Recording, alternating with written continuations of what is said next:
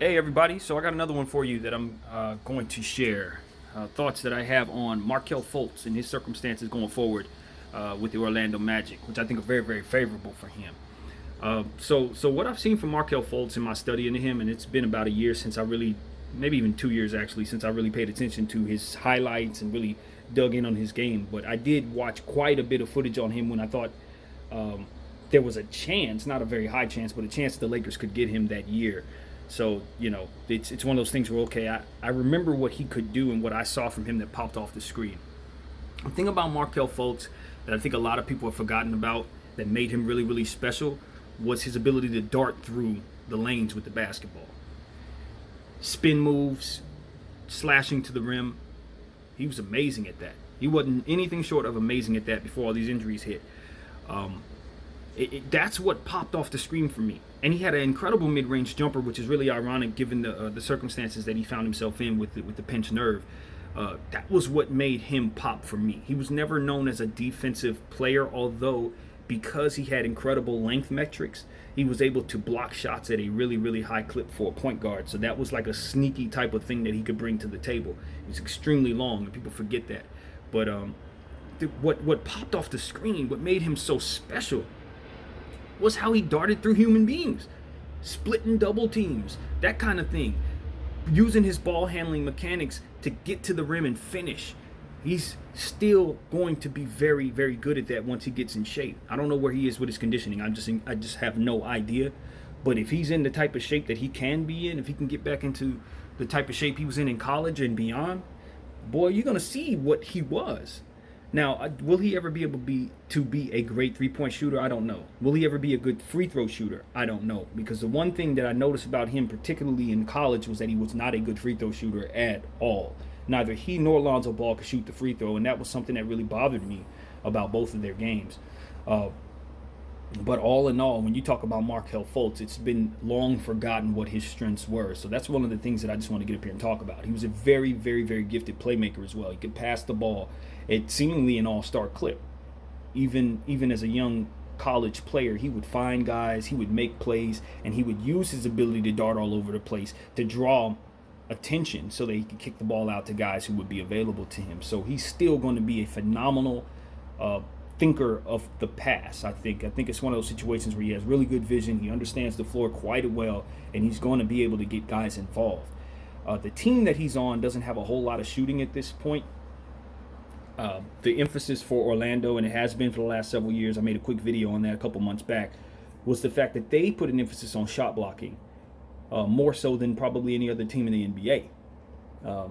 But the one thing about Orlando that I didn't like, which I think works perfectly, obviously, for Markelle Fultz, is that they never had a point guard that they really believed in. They played around with DJ Augustin a little bit, and he could be an offensive weapon for you. But I look at him more as a Lou Williams light kind of guy. He's going to come in, give you a lot of perimeter play, shoot the free throw very well, lay the ball up here and there. But he's playing under the rim, and he's not somebody that you're going to for prime consistency on the offensive end. Markelle Fultz, on the other hand, can score. He can score the ball. He's not going to be a great shooter, I don't believe.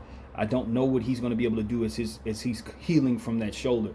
But things that he'll always be able to do is ball handle, slash to the rim, pass to rock, and block shots and get in passing lanes, things like that. He's not a gifted thinker of defense, but with his metrics, he can get a heck of a lot better, and he will be effective. And being on that team, the Orlando Magic particularly, when you know it's all about defense over there, he's going to have a lot of opportunities to get better defensively. So what I want to see from the Orlando Magic at this point is some clarity on what they're doing with their center position. They drafted Mo Bamba last year. He went down with a leg. He's coming back for year 2. He's healthy right now. They just re-signed Nikola Vucevic, one of the best young centers in the league right now, in my opinion, to a long-term big-time contract that he has earned, in my opinion. He started his career, like a lot of other young players, injured all the time. But now that he's kind of strung together some good seasons, his conditioning has caught up to him, he's an all-star player, and I think he will continue to be in the Eastern Conference going forward. So they've solidified one center, and then they have another center looming on the backside of that, and I just don't know what they're going to do with that. I would trade one of them, and the one I would trade is probably Mo.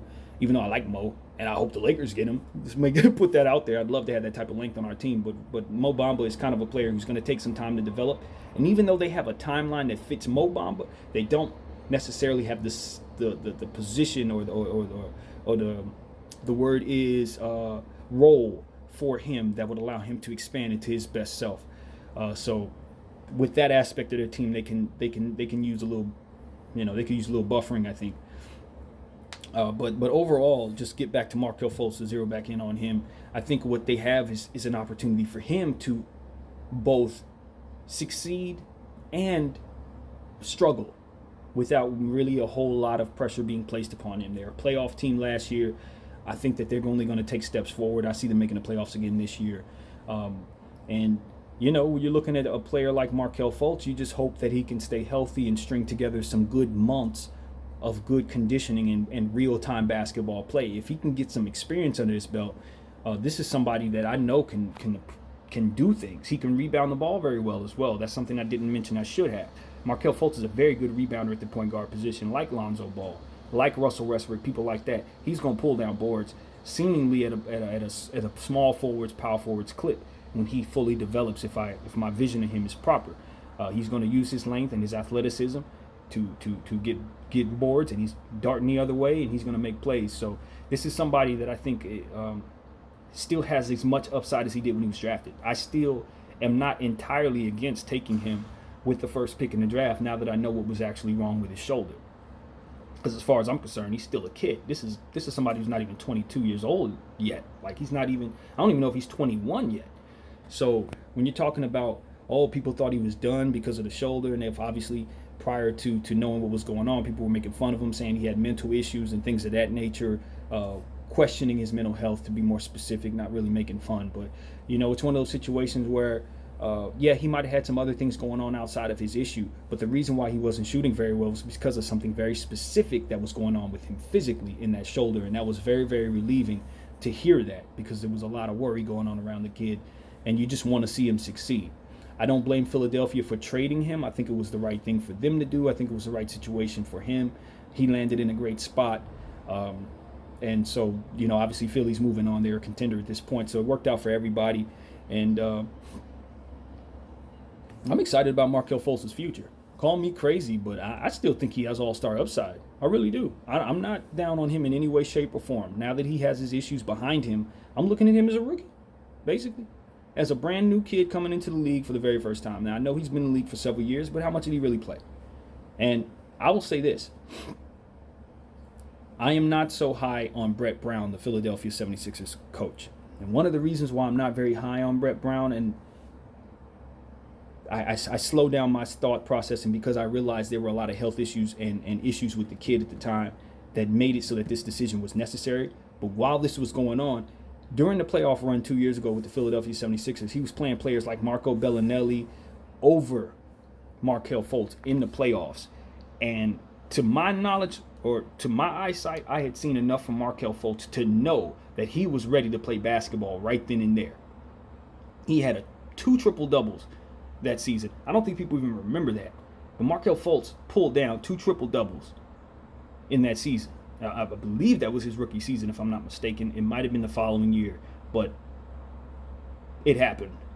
He's done it, and he's done it twice, if I'm not mistaken. So we're looking at a player who's even throughout his struggles, even throughout his early tenure without even developing yet, was an effective basketball player in 3 different categories in one game. So we're talking about somebody whose upside is still super high. And I would caution everybody to not necessarily give all the way up on Markelle Fultz. Obviously, there's a lot of evidence there to show us that we should be cautious. But his youth, his age, coupled with his inexperience, coupled with the circumstance he's in terms of his team, the role on the team, the fact that they don't have a point guard they're in love with, and there he is on their team, all of that caters to him being a breakout candidate somewhere in the next 3 years. I'm not going to say this coming season he just breaks all the way out, but I'm saying over the next several years, I expect him to get better and better and better, and eventually turn into an all-star player for the Eastern Conference. Now, if he finds himself in the Western Conference, I'm not going to use all-star upside because it's just a different ball game out here, as we all know. But in the Eastern Conference, I think anybody has a chance in any position to be an all-star if they play well enough. So as long as he's on the Orlando Magic as their starting point guard, his upside and his progress is pretty much imminent, in my opinion. And people need to be wary of going up against him thinking they're going to have an easy time. So that's what I think of Markelle Fultz. Hopefully all of the things that were struggling, all of his struggles have long been behind him. Now that we have some clarity on what he was going through, now that he's healthy, people can start to view him properly as a young prospect with upside. And hopefully he can get his athleticism to where he needs to be. Again, the only real issue he had, to my knowledge, was the shoulder. So that means his lower extremities, everything that made him fast, everything that made him, have balance and do all them pirouettes and those nice spin moves and all that stuff, it's still there. He hasn't lost any of that, to my knowledge. There's no reason to believe that he's not going to be able to get in shape and get right back to the stuff that he was doing 3 years ago when everybody was super high on him. So another thing that I want to point out is I did watch some of his high school footage and some street ball footage, and this dude dominated the floor in that footage, man. I mean, like, in college it was different because he had a specific role. He didn't have a whole lot of talent around him, so a lot of times the defense would zone in on him and he would have to give up the ball in situations. But in the footage that I saw of him in high school, I truly saw the first pick in the draft. That was when I realized, this is a prospect that's out of this world. We got to take him seriously.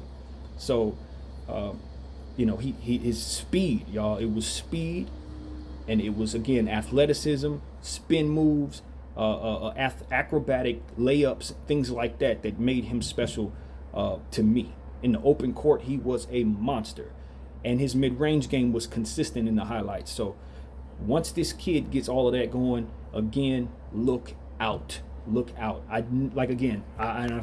a broken record, but I have to say, I don't ever see him becoming a really good free throw shooter based on his mechanics and based on how bad that aspect of his game was in college. He's going to have to really, really, really, really work to get good at that. He's going to have to work at that. And I don't know how well he shoots the three just yet. And obviously coming off of that injury, it's going to be a nice road to try to turn him into a real shooter if that's possible. But some of the other stuff inside of 25 feet, moving around, spacing the floor in terms of not necessarily spacing the floor. I want to rephrase that. But in terms of looking for the pass, making sure guys are where they need to be, being a floor general, he's going to grow into that. And I think that some of his strengths cater to that. So Markelle Fultz, I know people have written him off. Even I, to a certain degree, when I didn't know what was going on, was saying, well, that just didn't work out. But the truth is, this guy's in a great situation. He's extremely young. His injuries were not something that should keep him from catering to his strengths going forward or cultivating his strengths going forward. And this is a player that I think still has the same upside he had when he was drafted. And if he does develop into that, the Orlando Magic got a super steal. And when I say a super steal, one of the best of in recent memories. So the risk is there. They know that. But now that he's healthy, it's just about development. And he's in the right spot. So that's what I want to say, man. Hope everything goes well for you guys. Hope everything goes great for Markelle Fultz in Orlando and going forward. And BDF here. I'm out.